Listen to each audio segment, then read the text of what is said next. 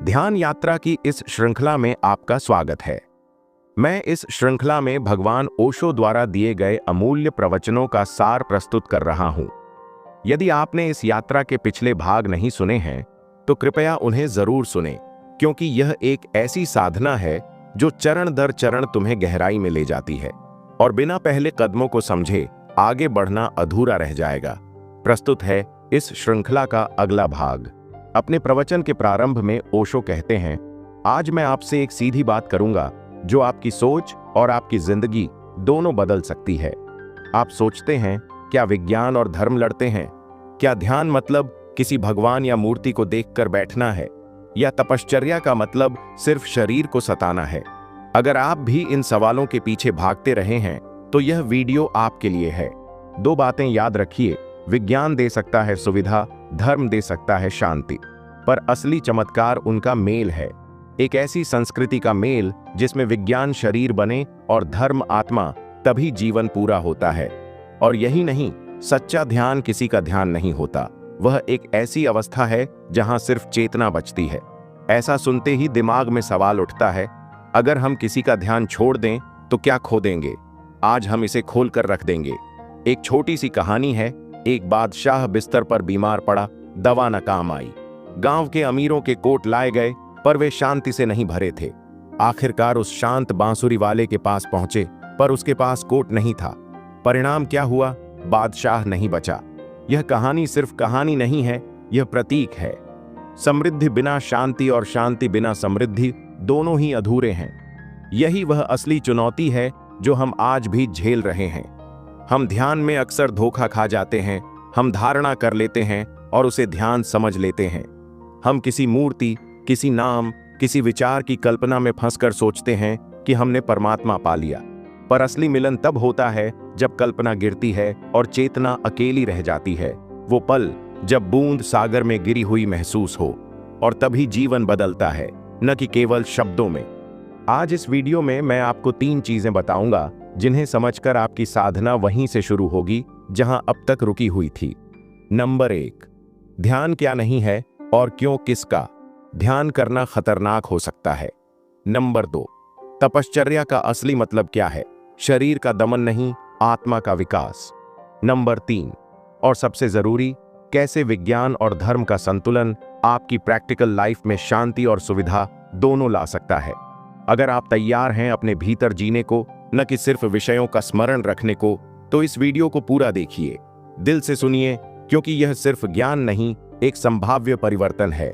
और यदि आप इस यात्रा में मेरे साथ चलने को तैयार हैं तो जल्दी से वीडियो को लाइक करें, शेयर करें और टन से घंटी दबाकर चैनल को सब्सक्राइब करके ऑल पर क्लिक कर दीजिए, ताकि मैं समझ सकूं कि आप ध्यान में उत्सुक हैं और मैं आपके लिए ध्यान यात्रा की सीरीज के अगले पार्ट की वीडियो जल्दी ला सकूं। अब हम ओशो द्वारा दिए गए प्रवचन को आसान भाषा में विस्तार पूर्वक समझने का प्रयास करेंगे। ओशो कहते हैं, मेरे प्रिय आत्मन, आज कुछ गहरे प्रश्न सामने आए हैं। प्रश्न तो अनेक हैं, लेकिन मैं उन सब का उत्तर एक ही प्रवाह में देने का प्रयास करूंगा। पहला प्रश्न इस प्रकार है कि वैज्ञानिक युग में धर्म का क्या स्थान है और धर्म का राष्ट्रीय व सामाजिक जीवन में क्या उपयोग है? विज्ञान और धर्म दोनों ही खोज की 2 दिशाएं हैं। विज्ञान खोजता है पदार्थ में छिपी हुई शक्ति को, धर्म खोजता है चेतना में छिपी हुई शक्ति को। इन दोनों का कोई विरोध नहीं है, बल्कि दोनों परस्पर पूरक हैं। विज्ञान और धर्म का संतुलन। यदि कोई युग केवल विज्ञान प्रधान होगा तो सुविधा तो बढ़ेगी, पर सुख नहीं। और यदि कोई युग केवल धर्म प्रधान होगा तो कुछ चुनिंदा लोग शांति तो पा सकते हैं, लेकिन बहुसंख्यक लोग कठिनाइयों में घिर जाएंगे। विज्ञान हमें देता है सुविधा, धर्म हमें देता है शांति। सुविधा के बिना शांति कठिन है और शांति के बिना सुविधा व्यर्थ है। पूरब और पश्चिम का अनुभव। इतिहास में अब तक सभी सभ्यताएं अधूरी रही हैं। पूरब ने धर्म को अपनाया, लेकिन विज्ञान की शक्ति को नजरअंदाज किया। नतीजा, दरिद्रता और पराजय। पश्चिम ने विज्ञान को अपनाया, लेकिन धर्म से दूरी बना ली। नतीजा, समृद्धि तो मिली, पर अंतरात्मा खो गई। भविष्य की संस्कृति। अब समय आ गया है कि हम एक नई संस्कृति का निर्माण करें। ऐसी संस्कृति जिसमें धर्म और विज्ञान का सुंदर मेल और संतुलन हो। वह संस्कृति न केवल धार्मिक होगी और न केवल वैज्ञानिक, वह होगी वैज्ञानिक रूप से धार्मिक और धार्मिक रूप से वैज्ञानिक। जिस प्रकार शरीर और आत्मा दोनों मिलकर मनुष्य को पूर्ण बनाते हैं, उसी प्रकार धर्म और विज्ञान का मिलन ही भविष्य की संस्कृति को पूर्ण बना सकता है। चुनाव का प्रश्न। यदि मुझसे कोई यह पूछे कि विज्ञान और धर्म में से एक ही चुनना हो, तो मैं कहूंगा हम धर्म को चुनेंगे, क्योंकि असुविधा सहना स्वीकार है, लेकिन आत्मा को खो देना अस्वीकार्य है। सुविधाएं और संपत्ति किस काम की यदि वे हमें हमारी असली पहचान से वंचित कर दें। इस संदर्भ में एक कहानी सुनाना चाहूंगा। एक बार यूनान का एक बादशाह बीमार पड़ा। सारे वैद्य और चिकित्सक हार मान गए। तभी गांव में एक फकीर आया। फकीर ने कहा, इलाज बहुत सरल है। राजा को किसी शांत और समृद्ध व्यक्ति का कोट पहना दो, वह तुरंत स्वस्थ हो जाएगा। मंत्री गांव-गांव भटके। जिनके पास समृद्धि थी उनके पास शांति नहीं थी, और जिनके पास शांति थी उनके पास संपत्ति नहीं थी। शाम को वे थके हारे लौट रहे थे। तभी उन्होंने नदी किनारे एक व्यक्ति को देखा जो बांसुरी बजा रहा था। उसकी धुन में अपार आनंद और शांति थी। मंत्रियों ने उससे कहा, तुम्हारे पास तो वही गुण हैं, क्या हमें अपना कोट दोगे? वह मुस्कुराया और बोला, मैं अपना प्राण भी दे सकता हूं, लेकिन मेरे पास कोट ही नहीं है। राजा बच नहीं सका। और यही इस संसार की कहानी भी है। जिनके पास शांति है उनके पास संपत्ति नहीं, जिनके पास संपत्ति है उनके पास शांति नहीं। मानव सभ्यता भी ऐसे ही मर रही है। इलाज वही है, हमें शांति भी चाहिए और संपत्ति भी। अतियों से बचना। मनुष्य की सबसे बड़ी बीमारी है अति, एक्सट्रीम। नासमझी यह है कि कोई खुद को केवल शरीर माने या केवल आत्मा माने। बुद्धिमानी है संतुलन में जीना। पूरब की पराजय का कारण धर्म की अति रही। पश्चिम की आंतरिक दरिद्रता का कारण विज्ञान की अति है। भविष्य तभी उज्जवल होगा जब धर्म और विज्ञान एक दूसरे के पूरक बनेंगे। धर्म केंद्र, विज्ञान परिधि। यह निश्चित है कि इस नए समन्वय में धर्म केंद्र होगा और विज्ञान उसकी परिधि। विज्ञान सेवक होगा, धर्म मार्गदर्शक। जिस प्रकार शरीर आत्मा का मालिक नहीं हो सकता, उसी तरह विज्ञान भी धर्म का स्थान नहीं ले सकता। तो यह पूछना व्यर्थ है कि वैज्ञानिक युग में धर्म का क्या उपयोग है। सच तो यह है कि वैज्ञानिक युग में धर्म की आवश्यकता पहले से भी अधिक है। धर्म ही है जो विज्ञान को संतुलन देगा। धर्म ही है जो विज्ञान की अति से मनुष्य को बचाएगा। इसलिए बहुत शीघ्र आने वाला है वह समय जब पूरी दुनिया में धर्म का पुनरुत्थान होगा, क्योंकि यही अनिवार्यता है, यही मनुष्य और मानवता की अंतिम आशा है। भारत में एक बड़ी भूल हो गई। हमने कुछ शब्दों का सही अर्थ समझने की बजाय उन्हें गलत रूप में पकड़ लिया। हमने कहना शुरू कर दिया धर्म निरपेक्ष राज्य, जबकि सही शब्द होता संप्रदाय निरपेक्ष राज्य। संप्रदाय निरपेक्ष होने का मतलब है हमें जैन से, हिंदू से, बौद्ध से, मुसलमान से, किसी भी संप्रदाय विशेष से कोई मतलब नहीं है। लेकिन धर्म निरपेक्ष होने का अर्थ है हमें सत्य से, अहिंसा से, प्रेम से, करुणा से कोई मतलब नहीं है। याद रखिए, कोई भी राष्ट्र धर्म निरपेक्ष नहीं हो सकता। अगर होगा तो उसका पतन निश्चित है। राष्ट्र को धर्म प्राण होना पड़ेगा, धर्म निरपेक्ष नहीं। हाँ, संप्रदाय निरपेक्ष होना बिल्कुल आवश्यक है। धर्म का सबसे बड़ा नुकसान किसने किया? धर्म को सबसे बड़ा आघात न तो नास्तिकों ने पहुंचाया, न ही भौतिकवादी वैज्ञानिकों ने। धर्म को सबसे ज्यादा नुकसान पहुंचाया है सांप्रदायिक लोगों ने, जिनका आग्रह धर्म पर नहीं बल्कि अपने अपने संप्रदाय पर था। जिनके लिए जैन अधिक महत्वपूर्ण हो गया, धर्म नहीं। जिनके लिए हिंदू या इस्लाम अधिक महत्वपूर्ण हो गया, धर्म नहीं। ध्यान दीजिए, संप्रदाय जो धर्म के शरीर होने चाहिए थे, वही धर्म के हत्यारे बन गए। धर्म का तो असीम उपयोग है, पर संप्रदायों का कोई उपयोग नहीं। कोई भी राष्ट्र या समाज बिना धर्म के आधारों पर खड़ा नहीं हो सकता। क्या कोई राष्ट्र प्रेम के बिना राष्ट्र बन सकता है? क्या कोई समाज सत्य, अहिंसा, त्याग और करुणा के बिना टिक सकता है? नहीं। राष्ट्र का निर्माण होता है अंतर संबंधों से। आपका अपने पड़ोसी से संबंध, मेरा आपसे संबंध, इन रिश्तों का नाम ही राष्ट्र है। और यदि ये रिश्ते सत्य, प्रेम और अहिंसा पर खड़े होंगे, तभी राष्ट्र में सुवास होगी, तभी राष्ट्र आलोकित होगा। इसलिए सावधान रहना होगा। धर्मनिरपेक्ष शब्द की आड़ में बहुत खतरा छिपा है। कहीं ऐसा ना हो कि हम यह मान बैठें धर्म की जरूरत ही नहीं है। सच्चाई यही है, मनुष्य के जीवन में धर्म ही सबसे आवश्यक है, बाकी सब गौण है। साधना और ध्यान। अब किसी ने ओशो से एक और प्रश्न पूछा है, भगवान, साधना में ध्यान किसका करना है? ओशो प्रश्न का उत्तर देते हुए कहते हैं, सामान्य रूप से हम मानते हैं ध्यान का अर्थ है किसी का ध्यान, जैसे किसी देवता, किसी मूर्ति या किसी शक्ति का स्मरण। इसलिए यह प्रश्न उठता है, ध्यान किसका? प्रार्थना किसकी? आराधना किसकी? लेकिन मैंने आपको कहा था प्रेम की दो अवस्थाएं होती हैं।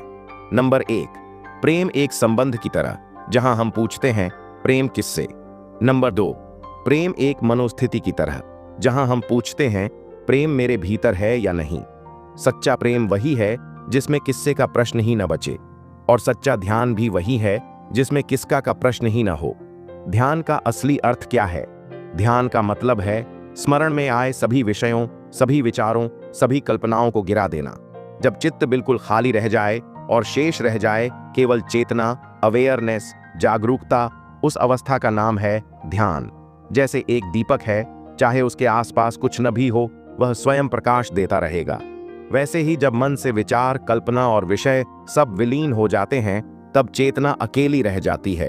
वही चेतना की शुद्ध अवस्था ध्यान है। ध्यान और धारणा में फर्क समझाता हूं। हम जो अभ्यास करते हैं, जैसे श्वास पर ध्यान लगाना, चक्रों पर ध्यान लगाना, वह ध्यान नहीं, वह धारणा है। धारणा किसी विशेष वस्तु या विषय पर केंद्रित होती है, लेकिन ध्यान किसी का नहीं होता, वह शून्यता की अवस्था है। इसलिए मूर्ति की धारणा भी ध्यान नहीं है। मूर्ति की धारणा से बस मूर्ति आती है, परमात्मा नहीं। रामकृष्ण परमहंस मां काली की धारणा करते थे। धीरे धीरे उन्हें अंतस में काली का सजीव रूप दिखाई देने लगा। वे आनंद से भर जाते। लेकिन एक सन्यासी ने उन्हें चेताया, यह परमात्मा का साक्षात्कार नहीं, यह मन की कल्पना है। काली का रूप भी मन का ही इमेजिनेशन है। याद रखिए, परमात्मा का कोई चेहरा नहीं, कोई रूप नहीं, कोई आकार नहीं। परमात्मा तब मिलता है जब चेतना निराकार में विलीन हो जाती है। यही अवस्था है ध्यान। परमात्मा को देखा नहीं जा सकता, उन्हें पाया जा सकता है। उनका कोई रूप नहीं होता, कोई आकार नहीं होता कि हम आमने सामने खड़े होकर उन्हें निहार सकें। एक क्षण आता है जब साधक अपनी पहचान खो देता है और समूची सत्ता में विलीन हो जाता है, जैसे कोई छोटी सी बूंद विशाल सागर में समा जाती है। उस घड़ी में जो अनुभव होता है वही परमात्मा का अनुभव है। इसलिए यह कहना कि परमात्मा का दर्शन होगा सही नहीं है। सही बात यह है कि परमात्मा से एक गहरा मिलन होगा, अदृश्य और असीम। कहा जाता है कि एक सन्यासी ने रामकृष्ण परमहंस से कहा, जिस मूर्ति को तुमने अपने भीतर कल्पना से खड़ा किया है उसे भी गिरा दो। कल्पना से बनी हर आकृति को काट डालो। जब वह भी टूट जाएगी और भीतर कुछ शेष नहीं रह जाएगा, तभी परमात्मा का सान्निध्य संभव होगा। रामकृष्ण के लिए यह आसान नहीं था। वर्षों से जिस मूर्ति को प्रेम और साधना से जीवित महसूस किया, उसे तोड़ना बहुत कठिन था। पर जब उन्होंने साहस किया और भीतर उस मूर्ति को भंग कर दिया, तभी पहली बार उन्हें समाधि का अनुभव हुआ। तभी उन्हें झांत हुआ कि कल्पना और सत्य में कितना बड़ा अंतर है। यही कारण है कि मैं आपको किसी भी विशेष मूर्ति या रूप पर ध्यान करने को नहीं कहता, क्योंकि रूप या मूर्ति पर ध्यान अंततः बाधा बन सकती है। हाँ, श्वास पर ध्यान या चक्रों पर एकाग्रता जैसे अभ्यास साधक की मदद जरूर करते हैं, क्योंकि उनसे कोई मोह पैदा नहीं होता। ये साधन केवल भीतर प्रवेश के साधन हैं, रुकावट नहीं। इसलिए मैंने हमेशा कहा है, ध्यान करना नहीं है, ध्यान में प्रवेश करना है। किसी विशेष का ध्यान नहीं, बल्कि अपने भीतर उस अवस्था तक पहुंचना है जहां चेतना अकेली रह जाए। जब सब विचार, सारी कल्पनाएं और सारे विषय विलीन हो जाएं और केवल शुद्ध चेतना शेष रह जाए, वही अवस्था है ध्यान। एक बार ओशो से किसी शिष्य ने पूछा, भगवान, आत्मिक शक्तियां ऊंची होने के बाद भी सांसारिक इच्छाओं से क्यों हार जाती हैं? ओशो ने उत्तर देते हुए कहा कि आत्मिक शक्तियां कभी हारती ही नहीं। असल में जो पराजित होती हैं वे आत्मिक शक्तियां नहीं, बल्कि केवल आत्मा के बारे में सुने सुनाए विचार होते हैं। अगर कोई कहे कि हीरे कंकड़ों के सामने हार गए, तो हम समझेंगे कि वहां असली हीरे थे ही नहीं। अगर असली हीरे होते तो कंकड़ों की क्या बिसात। आपको लगता है कि प्रेम हार जाता है और घृणा जीत जाती है, धन की इच्छा जीत जाती है और परमात्मा की आकांक्षा हार जाती है। लेकिन सच्चाई यह है कि प्रेम यदि सचमुच हो तो घृणा कभी टिक ही नहीं सकती। सत्य यदि भीतर जागे तो असत्य का अस्तित्व ही मिट जाता है। अहिंसा यदि प्रकट हो तो हिंसा अपने आप विलीन हो जाती है। याद रखिए, अंधेरा कभी प्रकाश से नहीं लड़ता। जब प्रकाश होता है, अंधकार अपने आप मिट जाता है। इसलिए यह कहना ही गलत है कि आत्मिक रुचि सांसारिक रुचि से पराजित हो जाती है। पराजय वहीं होती है जहां आत्मिक रुचि वास्तव में पैदा ही नहीं हुई होती। हमारा देश इसीलिए संसार को माया कहता आया है। माया का अर्थ है जो है नहीं, बस दिखता है। रस्सी को देखकर सांप समझ लेना, यही माया है। उसी तरह जब तक सत्य नहीं मिला तब तक संसार बहुत बड़ा और शक्तिशाली लगता है। लेकिन जैसे ही सत्य प्रकट होता है, संसार का सारा मोह और आकर्षण जादू की तरह विलीन हो जाता है। इसलिए बात यह नहीं है कि संसार की इच्छाएं आत्मा को हराती है। सच्चाई यह है कि आत्मा के बीज अभी भीतर फूटे ही नहीं। जब एक बार वे अंकुरित हो जाते हैं तो सांसारिक वृत्तियां स्वतः ही मिट जाती हैं। यही संदेश है। ध्यान किसी कल्पना या रूप तक सीमित नहीं है। ध्यान का अर्थ है अपने भीतर उस शुद्ध चेतना तक पहुंचना जहां कुछ भी शेष न रहे, न विचार, न आकृति, न कोई कल्पना। और जब यह होता है तभी परमात्मा का साक्षात्कार संभव है। ओशो कहते हैं, बहुत से लोग मेरे पास आते हैं और कहते हैं, पहले ऐसा लगता था कि भगवान का अनुभव हो रहा है, अब वह अनुभव नहीं होता। मैं उनसे मुस्कुराकर कहता हूं, यदि कभी सच में भगवान का अनुभव हुआ होता तो वह कभी खो नहीं सकता था। यह असंभव है कि ईश्वर का अनुभव हुआ हो और फिर वह समाप्त हो जाए। कई लोग कहते हैं, पहले ध्यान अपने आप हो जाता था, अब ध्यान नहीं लगता। मैं कहता हूं, यदि ध्यान वास्तव में घटित हुआ होता तो वह कभी खोता नहीं। जीवन में जो सच्चा अनुभव मिल जाए वह फिर कभी नहीं छिनता। जो खो जाता है, समझो कि वह कभी पाया ही नहीं गया था। जीवन में ऊंचाई की सीढ़ियां केवल चढ़ी जाती हैं, उतारी नहीं जाती। ज्ञान पाया जा सकता है पर खोया नहीं जा सकता। यह असंभव है। लेकिन अक्सर क्या होता है, हमारे भीतर समाज, परंपराएं और शिक्षा से कुछ धार्मिक धारणाएं भर दी जाती हैं। उन्हें हम धर्म समझ बैठते हैं। असल में वह धर्म नहीं होते, बल्कि केवल संस्कार होते हैं। उदाहरण के लिए, बचपन से सुनते आए हैं कि आत्मा है। हम रट लेते हैं, याद कर लेते हैं और फिर मान लेते हैं कि हम जानते हैं आत्मा है।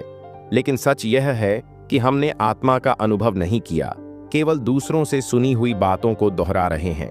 जब केवल सुनी सुनाई धारणाएं होती हैं तो वासनाएं जीत जाती हैं और हमें लगता है आत्मा कितनी कमजोर है कि इच्छाओं के आगे हार गई।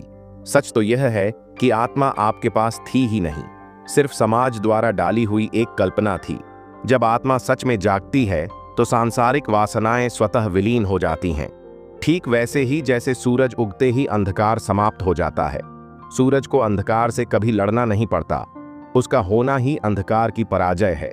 इसलिए याद रखिए, यदि आपकी तथाकथित धार्मिक वृत्तियां इच्छाओं से हार जाती हैं तो समझ लीजिए वे झूठी हैं।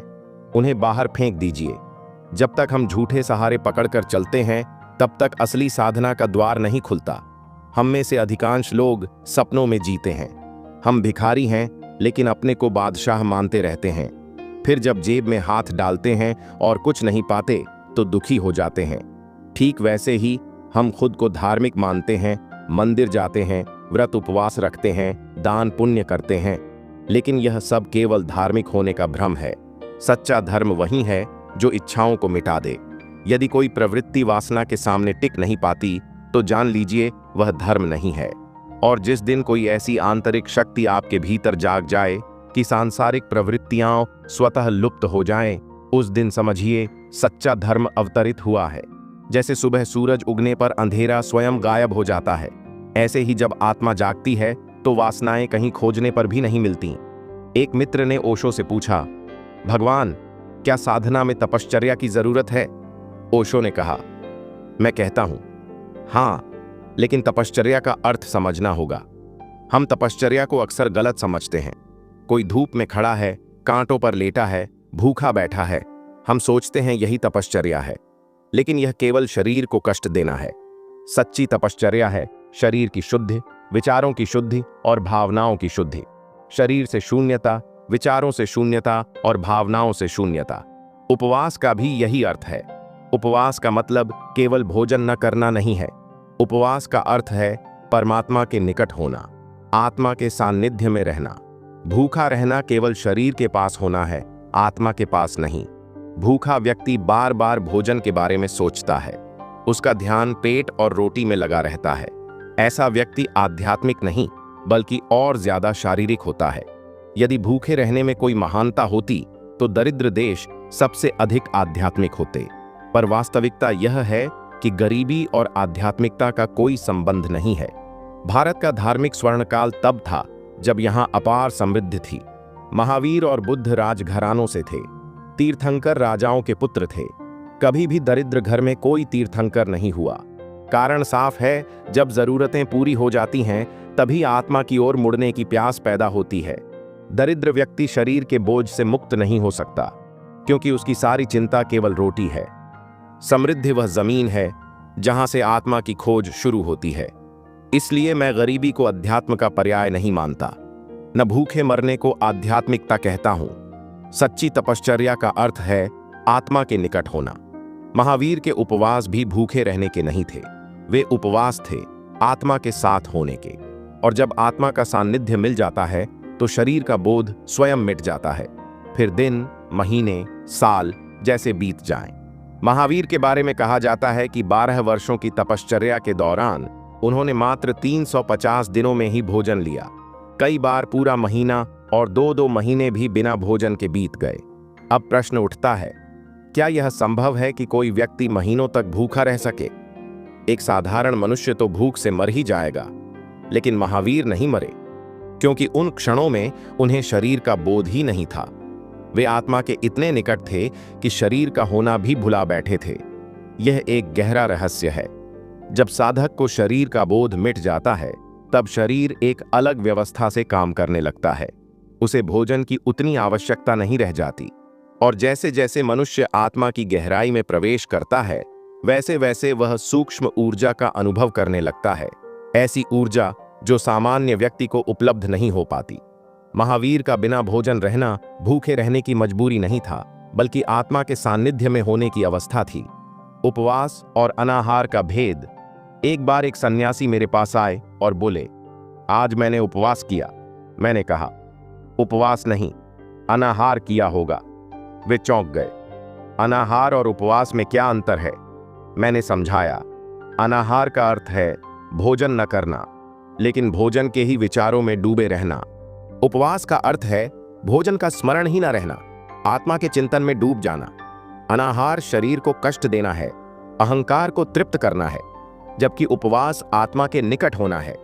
अनाहार करने वाला कहता है, मैं इतने दिन भूखा रहा।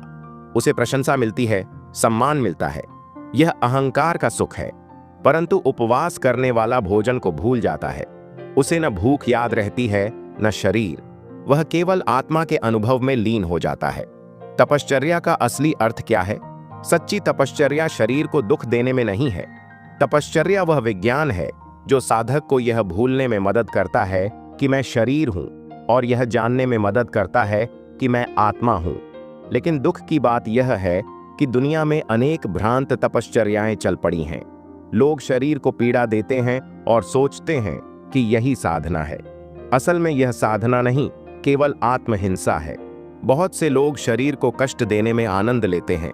ऐसे लोग अक्सर वही होते हैं जिन्होंने पहले दूसरों को पीड़ा पहुंचाकर आनंद लिया हो।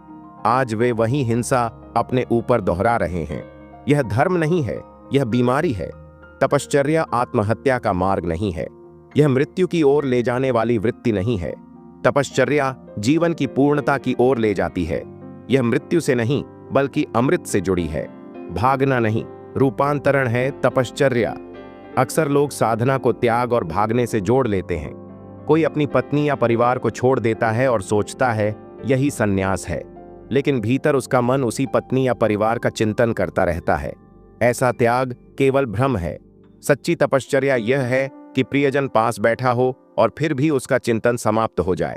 भागकर भूलना नहीं, बल्कि पास रहकर भी भूल जाना, यही वास्तविक तपश्चर्या है। भागने से वासनाएं और गहरी हो जाती हैं, उनका चिंतन और तीव्र हो जाता है।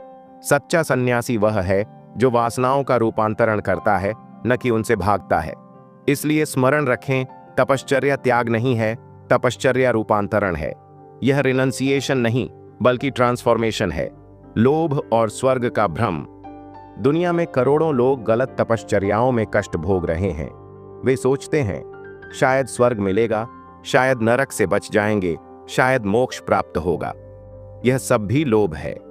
जैसे धन का लोभी धन के लिए कष्ट सहता है, वैसे ही स्वर्ग का लोभी तपश्चर्या के नाम पर कष्ट सहता है। जब यीशु मसीह को सूली पर चढ़ाया जा रहा था, उनके शिष्यों में से एक ने कहा, हमने आपके लिए सब कुछ त्याग दिया, अब स्वर्ग में हमें क्या मिलेगा? यीशु ने करुणा से उसकी ओर देखा और कहा, भगवान के पास तुम्हारे लिए भी स्थान है। उस शिष्य को संतोष मिला। लेकिन याद रखें, तपश्चर्या किसी इनाम की चाह नहीं है, यह आत्मा के जागरण का मार्ग है। क्या आप ऐसे इंसान को त्यागी कहेंगे जो त्याग के नाम पर भी लाभ ढूंढ रहा हो? सच तो यह है कि सबसे बड़े लोभी वही निकलते हैं जो तपश्चर्या के बदले स्वर्ग या पुरस्कार की उम्मीद रखते हैं। जिस तपश्चर्या में मिलने का विचार हो, वह असली तपश्चर्या नहीं है, वह केवल लोभ का दूसरा रूप है। इतिहास गवाह है कि अधिकांश तपश्चर्याओं में कहीं न कहीं प्रलोभन जोड़ दिया गया। इसे करने से यह मिलेगा, अमुक व्यक्ति ने किया और उसे यह फल प्राप्त हुआ। लेकिन यह तप नहीं है, यह तो सौदेबाजी है।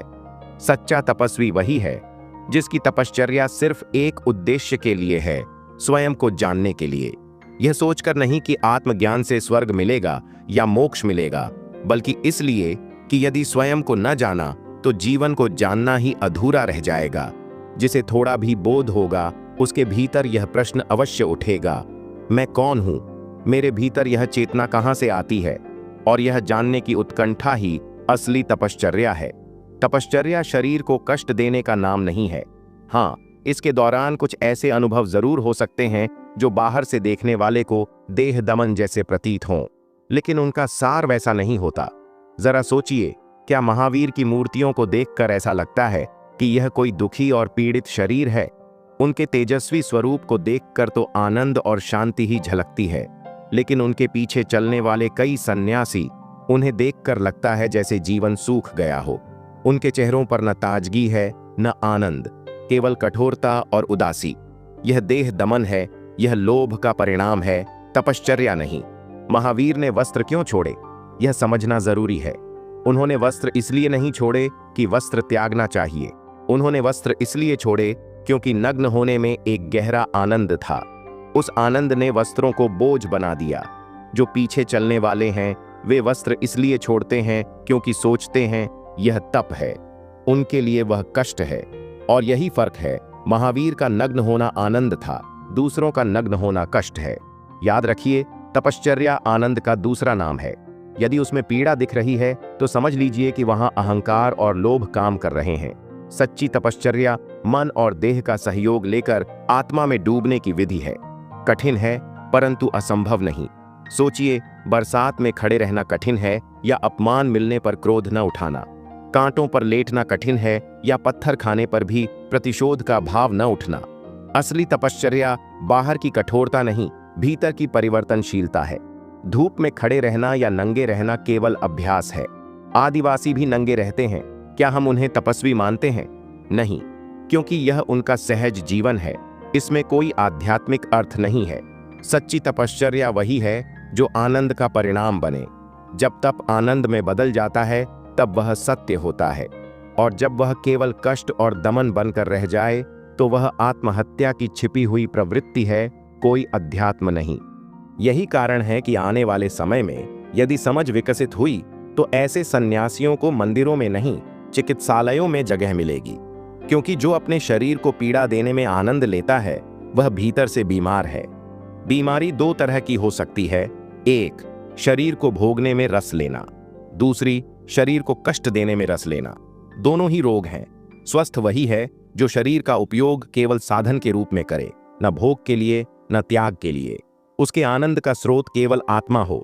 इसलिए मैंने कहा, भोगी हो या तथाकथित सन्यासी, यदि उनके आनंद का आधार शरीर है तो वे दोनों ही भौतिकवादी हैं। सच्चा धर्म तभी जीवित होगा जब उसे शरीर से उठाकर आत्मा के स्तर पर स्थापित किया जाएगा। किसी शिष्य ने ओशो से प्रश्न किया, राग, विराग और वीतराग में क्या अंतर है? भगवान ओशो ने उत्तर दिया, राग का अर्थ है किसी वस्तु, व्यक्ति या धन से आसक्ति। विराग का अर्थ है उसी आसक्ति का विरोध। एक व्यक्ति धन इकट्ठा करता है, यह राग है। दूसरा व्यक्ति उसी धन को ठुकराकर भाग जाता है, यह विराग है। लेकिन दोनों की निगाह अब भी धन पर ही टिकी रहती है। जो इकट्ठा करता है वह गिनता है कितना जोड़ा, जो त्याग करता है वह गिनता है कितना छोड़ा। त्याग का भी हिसाब होता है, भोग का भी। साधु सन्यासी भी सूची बनाते हैं, कितने उपवास किए, कितने दिन अन्न छोड़ा। मतलब राग और विराग दोनों में केंद्र बिंदु एक ही है, वस्तु पर ध्यान। लेकिन वीतराग कुछ और है। वीतराग का अर्थ है न आसक्ति न विरोध, चित्त की ऐसी अवस्था जिसमें न मोह है न अमोह। किसी वस्तु का होना या न होना समान हो जाता है। कबीर और उनके बेटे कमाल की एक घटना है। कमाल को कोई धन भेंट कर जाता तो वह रख लेता। कबीर बार बार समझाते, मत लो, हमें धन की जरूरत नहीं। कमाल कहता, अगर धन बेकार है तो ना कहने की भी क्या जरूरत है। हमने मांगा नहीं, किसी ने दिया तो हम न भी क्यों करें। बेकार है तो रखने या ठुकराने दोनों का कोई अर्थ नहीं। एक दिन काशी के राजा ने कमाल को एक कीमती हीरा भेंट किया। कमाल ने उसे देखा और कहा, लाए भी तो एक पत्थर ही लाए। राजा अचंभित रह गया। उसने कहा, यह तो लाखों का हीरा है। कमाल हंसते हुए बोला, अगर तुम्हारे लिए यह सचमुच पत्थर है तो इसे वापस ढोने का कष्ट मत करो। और अगर तुम पूछ रहे हो कि इसे कहां रखूं, तो इसका मतलब अब भी तुम इसे पत्थर नहीं मानते। राजा ने हीरा झोपड़ी में खोस दिया और सोचा, यह जरूर इसे बाद में निकाल लेगा। 6 महीने बाद वह लौटकर आया और पूछा, मैंने जो भेंट दी थी वह कहां है? कमाल ने शांत स्वर में कहा, कौन सी भेंट? कितने लोग भेंट करते हैं, हम न तो रखते हैं न लौटाते हैं। जब कोई अर्थ ही नहीं तो हिसाब भी किस बात का? राजा ने झोपड़ी में देखा, हीरा वहीं पड़ा था। तभी उसकी आंखें खुलीं। वह समझ गया, यह विराग नहीं बल्कि वीतराग है। राग है पकड़ने में रस, विराग है छोड़ने में रस, और वीतराग है पकड़ने या छोड़ने दोनों का अर्थहीन हो जाना। यही लक्ष्य है वीतरागता। जिसे यह उपलब्ध हो जाए वह परम आनंद को पा लेता है। फिर किसी ने ओशो से पूछा, क्या ध्यान के लिए शरीर शुद्धि, विचार शुद्धि और भाव शुद्धि अनिवार्य हैं? ओशो ने कहा, नहीं, बिना इनके भी ध्यान संभव है, लेकिन केवल उन्हीं के लिए जिनके भीतर पूर्ण संकल्प हो। यदि संकल्प इतना प्रगाढ़ हो कि प्राणों की सारी शक्ति एक बिंदु पर आ जाए तो क्षण भर में भी ध्यान में प्रवेश हो सकता है। लेकिन यह दुर्लभ है। ऐसा साहस और ऐसा पुरुषार्थ बहुत कम लोगों में होता है। इसीलिए शुद्धि की प्रक्रियाएं सहायक बनती हैं। वे बाध्यता नहीं हैं, लेकिन सहारा अवश्य देती हैं। इन भूमिकाओं को हम बाहरी साधन कह सकते हैं। वे सीढ़ियों की तरह हैं। जिसमें साहस है वह बिना सीढ़ियों के सीधे कूद सकता है, और जिसमें साहस की कमी है वह धीरे धीरे सीढ़ियों के सहारे ऊपर चढ़ सकता है। एक पुरानी कथा है, एक व्यक्ति दुनिया का अंत ढूंढने निकला। बहुत दूर चलने के बाद वह एक मंदिर पहुंचा जहां लिखा था, यहां दुनिया समाप्त होती है, आगे मत जाना। लेकिन वह देखने गया। थोड़ी ही दूर एक विशाल खड्ड था, अनंत गहराई का। उसे देखकर उसके प्राण कांप उठे। वह लौट भागा। मंदिर के पुजारी ने कहा, अगर तुम उस खड्ड में कूद जाते तो जहां दुनिया समाप्त होती है वहीं परमात्मा मिल जाता। ध्यान भी ऐसा ही है। जिसमें साहस है वह बिना भूमिका, बिना सहारे सीधे कूद जाता है।